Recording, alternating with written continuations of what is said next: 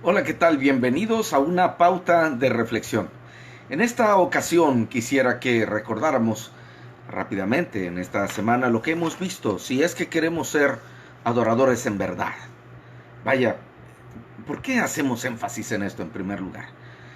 Definitivamente es obedeciendo a algo que es un hábito que nuestro Señor Jesucristo hizo y llevó a cabo cuando Él estaba aquí en medio de nosotros. Él fue un adorador. Y para ser adoradores tenemos que hacerlo en espíritu y en verdad. Quisiera ahondar un poquito en esto, de qué es adorar en espíritu y en verdad. En primer lugar, creo que definitivamente podemos hacer alusión al hecho de que el espíritu no se ve. Por ende, entonces nuestra adoración debe de ser algo que no debe de ser público, que no lo vea alguien y que no necesariamente se tiene que hacer en público. De hecho, el Señor Jesucristo habla de esto cuando alude a los fariseos y que en el capítulo 6 de Mateo dice que estos tenían un comportamiento hipócrita porque se paraban en las esquinas y adoraban que la gente los viera, que se les quedara mirando y que por ende incluso les rindiera pleitesía debido a su manera fastuosa de vestir, como también la manera fastuosa de comportarse.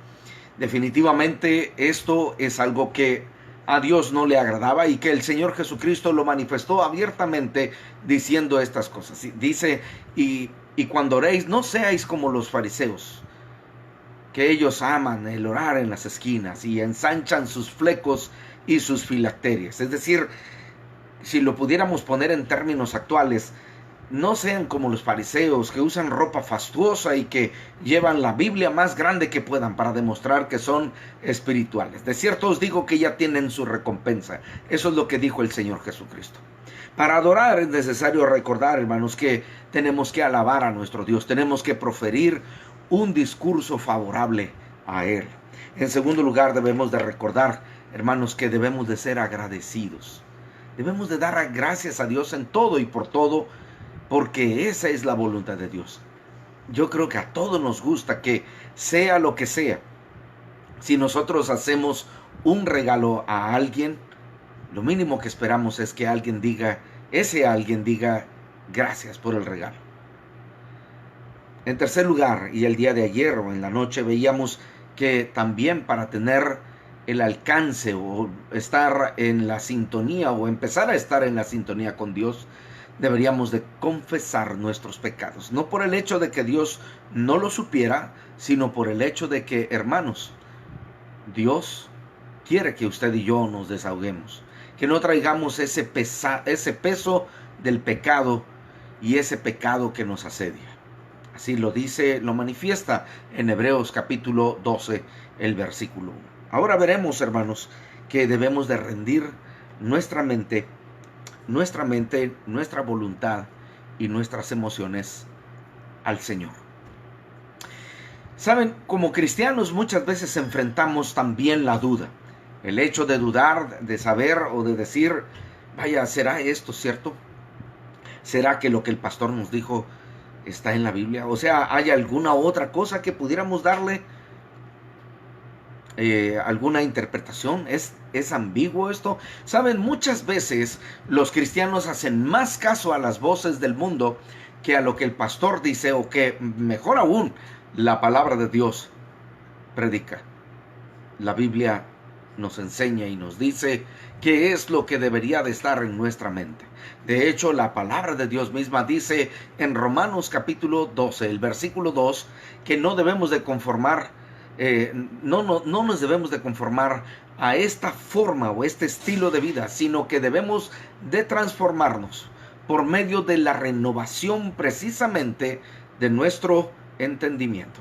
Es decir, nuestras ideas y pensamientos deben de cambiar conforme nosotros escuchamos la palabra de Dios y conforme también, hermanos, vemos la palabra de Dios actuar en nuestras vidas. Debemos de dejar nuestros pensamientos, como dice también aquí en 2 Corintios capítulo 10, el versículo 5, que dice, derribando argumentos y toda altivez que se levanta contra el conocimiento de Dios y llevando cautivos los pensamientos a la obediencia a Cristo. Quiere decir que, y este pasaje está hablando acerca de algo muy importante, que son las armas de la milicia del cristiano. Y quiere decir que entonces, si tú, hermano, tienes dudas o pensamientos equivocados y no les has dado carpetazo a ellos, quiere decir entonces que tú no estás dejando penetrar la palabra de Dios a tu corazón, y mucho menos has dejado que el Espíritu Santo hable a tu corazón. Es precisamente la palabra de Dios la que nos hace recordar verso tras verso, capítulo tras capítulo, libro tras libro de la palabra de Dios en el momento en que una duda nos asalta. Acerca de esto tenemos mucho que decir y difícil de explicar, y aquí está el problema que nos expone aquel que escribiera la carta a los Hebreos, que dice: acerca de esto tenemos mucho que decir y difícil de explicar, por cuanto os habéis hecho tardos para oír. Es decir, nos hemos envanecido tal vez en nuestros pensamientos, en nuestra propia sabiduría, y por ello nos hemos hecho tardos para escuchar la palabra de Dios. Y este es el reto de todo cristiano. El reto de todo cristiano es precisamente dejar que la palabra de Dios entre a su corazón, porque muchas veces el instrumento que Dios usa para hablarnos es humano. Y muchas veces echamos por tierra el hecho de que alguien nos esté hablando la palabra de Dios, porque es precisamente un ser humano, un ser imperfecto, un hombre que definitivamente tiene errores, y peor aún si lo conoces en persona y dices: pues yo conozco este y este otro defecto de él, y él no tiene la capacidad, ni la voluntad, ni sobre todo la autoridad moral para tener que decirme a mí en qué estoy equivocado. ¿Sabes, hermano? Si tú estás en esa sintonía, realmente entonces tú no podrás ser un adorador de nuestro Dios. Tú no podrás complacer a nuestro Dios. No podrás satisfacer el deseo de nuestro Señor por el simple hecho de que tú no crees que esto sea posible. ¿Y qué decir de las emociones? Cuando decidimos hacer caso a las emociones más que a lo que manda a Dios, estamos en vías también de convertirnos en todo menos en adoradores. Porque las emociones, al final de cuentas, ponen al yo en el centro de la persona, y entonces Cristo queda destronado. Cuán importante es que combatamos con esto. Qué difícil es, cristianos, que hoy en día, a pesar del clima, a pesar de las circunstancias, a pesar de la crisis que pudiéramos o pudiéramos enfrentar en nuestras vidas, adorar a nuestro Dios. Todo porque llegamos a este punto y, como luego decimos, nos topamos con pared.